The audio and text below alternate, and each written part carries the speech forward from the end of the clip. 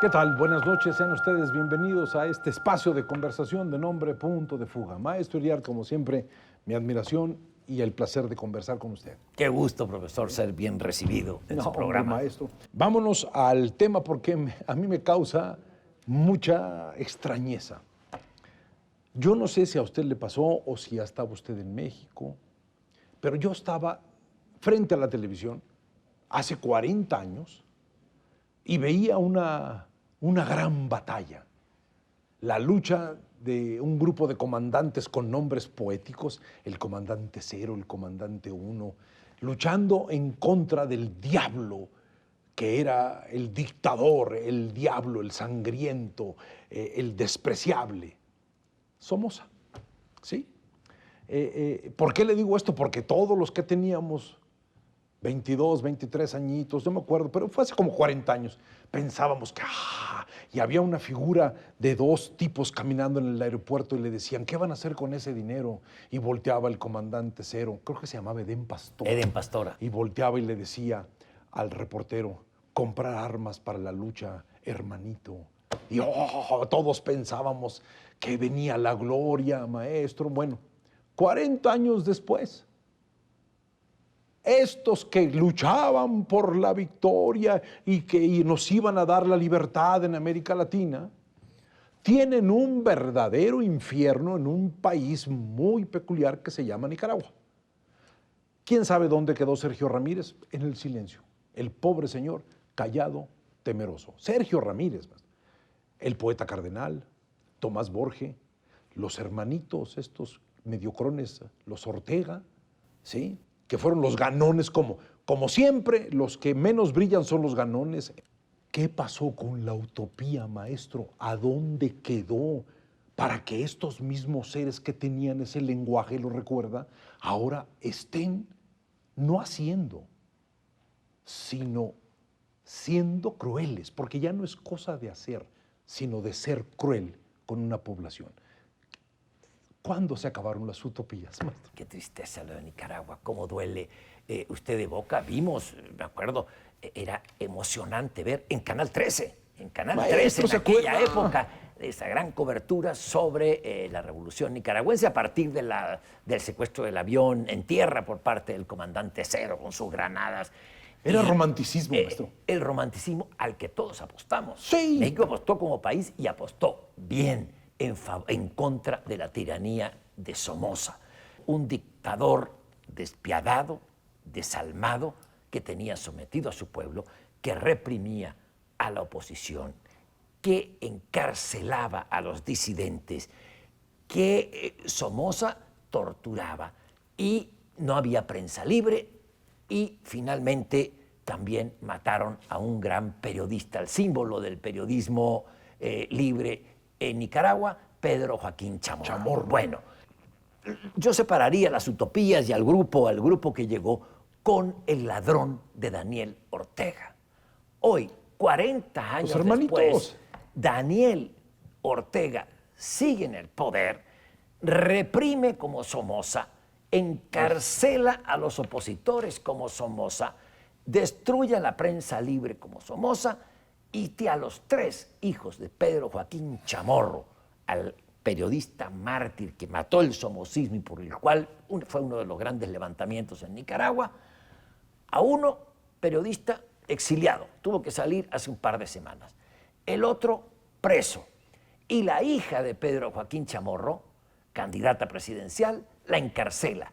Es decir, es un hombre tan despreciable como Somoza, o peor. Maestro, perdón, es peor. Peor, porque Somoza nunca llegó diciendo que iba a liberar al pueblo, al contrario. Nunca jugaron en este fraseo de libertades. Sí. Lo de Nicaragua es quizá la vergüenza más dolorosa en el continente. ¿Por qué?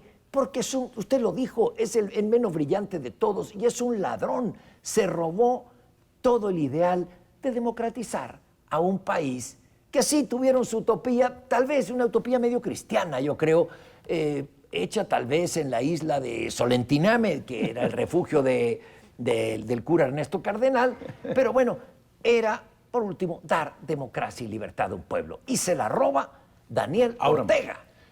Triunfan ellos.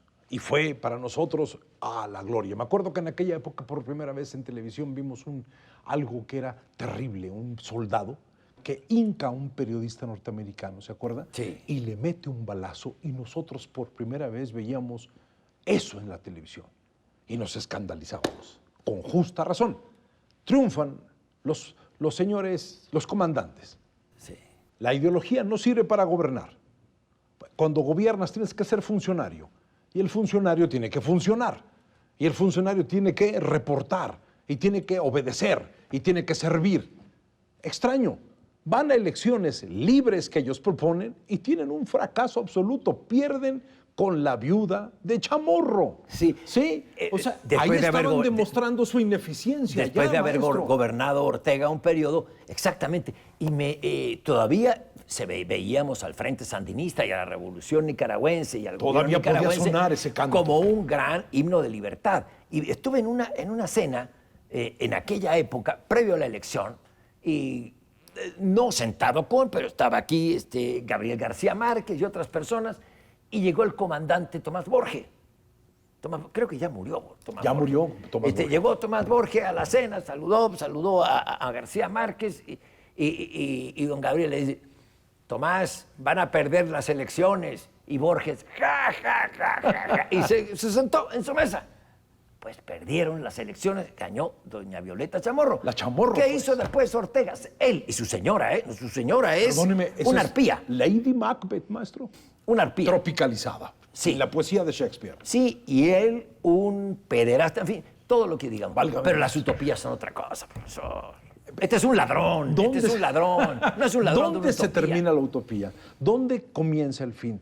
Cuando la ideología ya no funciona y hay que dejarla reposar para convertirte en un ser humano que administre, que cuide a los otros, porque con el pretexto de la utopía solamente pensamos en un egoísmo positivo, maestro. Necesitamos a los otros para trascender. Pero cuando de repente llegas y tienes que decirte que eres funcionario, se empiezan a mezclar y el egoísmo se empieza a convertir en egoísmo negativo.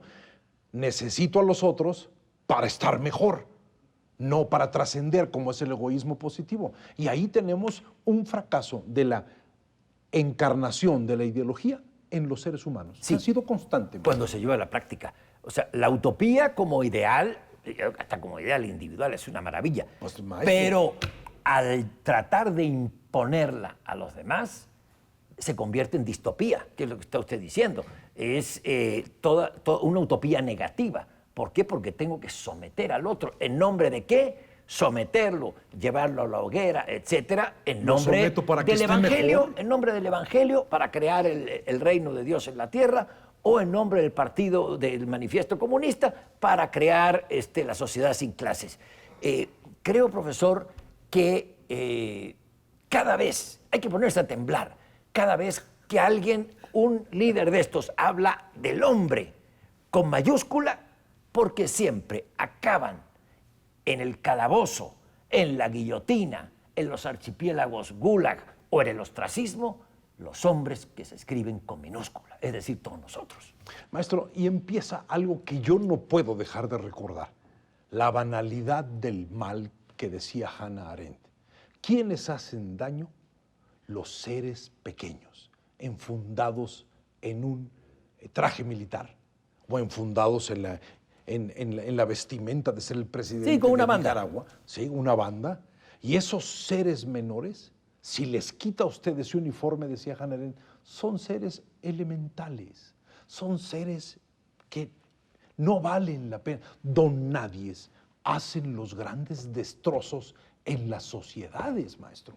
¿Sí? La banalidad del mal que no acaba de desaparecer ese concepto de Hannah Arendt. Profesor, ¿usted diría que Stalin fue un don nadie? No, Stalin no se mide igual que estos. ¿Mao fue un don nadie? No, pero aquellos eran los grandes megalómanos. Sí. En esos grandes megalómanos todavía podemos meter a Fidel Castro con sus discursos que decía, si el pueblo nos lo pide, nos iremos cuando el pueblo lo demande. Cuando se habla en nombre del pueblo con mayúscula es porque van a aplastar al pueblo con mayúscula. Hay un libro exquisito sobre todos los discursos de Mao girando en gira porque le gustaban mucho las giras por Cuba y hablaba y toda esta cosa y decía, el pueblo es la libertad, cuando ustedes lo digan nosotros nos vamos, no podemos repetir los errores de los demás. Uno lee esto y uno dice, Dios santo, ¿la amnesia será amnesia o es una indiferencia colectiva la que permite todo esto?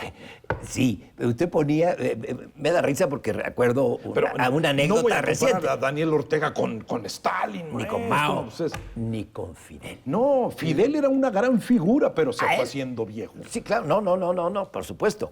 Pero sí, es que, bueno, le dice Sábato a Borges en un diálogo, Sábato-Borges, dice, mira, el hombre es un dios cuando sueña y es un mendigo cuando piensa. Ahí está. Pero lo de Fidel Castro sí es diferente y yo vivo en la Florida por circunstancias del trabajo y me ha tocado con choferes de Uber convivir y con personas, con cubanos, y me dicen, cada vez que le menciona uno a Raúl Castro, no, ese hay que colgarlo, me llama Raúl Castro. Y Díaz-Canel, uy, ese lo primero que hay que hacer es mandarlo. No, son, y tienen sus razones, muy furibundos en contra de todo. Y le pregunto, ¿y Fidel? No, ese era inteligente. o lo veneran o todavía le tienen miedo, ¿eh? El terror es algo muy fuerte. Yo le puedo asegurar. Era inteligente. Y sin uniforme verde olivo también era Fidel Castro.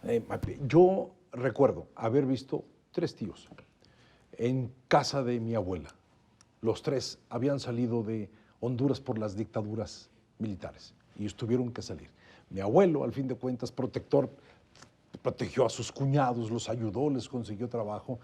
Esos 3 señores en el patio de la casa de mi abuela se juntaban y hablaban sobre Honduras y hablaban en voz baja. Claro, como si los fueran a escuchar en Mazatlán, Sinaloa, que era donde estaban viviendo. El temor te hacía hablar en voz baja. La sensación de ser perseguido no termina nunca. Cuando eres perseguido una vez, la eternidad te va a hacer sentir la sombra de algo que te quiere destruir, maestro. Ellos trabajan sembrando miedo, sembrando temor, maestro. ¿Sí? Sí.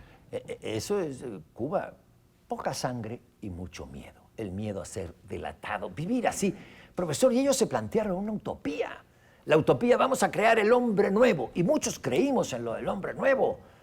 Yo todavía tengo una foto, un original de Córdoba, donde van caminando Raúl Castro, todavía jovencito, con Ernesto Guevara, en la sierra. Van caminando cuando todavía tenían ideales limpios, se proponen crear el hombre nuevo. Y de ese hombre nuevo, ¿qué quedó?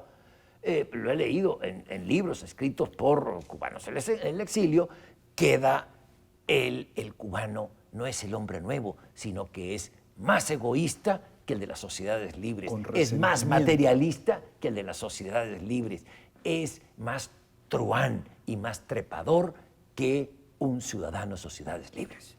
Eso, maestro, es siempre fin de las utopías. Hay que tener en cuenta que la palabra utopía lo que significa es que es el gran cambio que no tiene la posibilidad de sentir miedo. El cambio sin miedo es la utopía.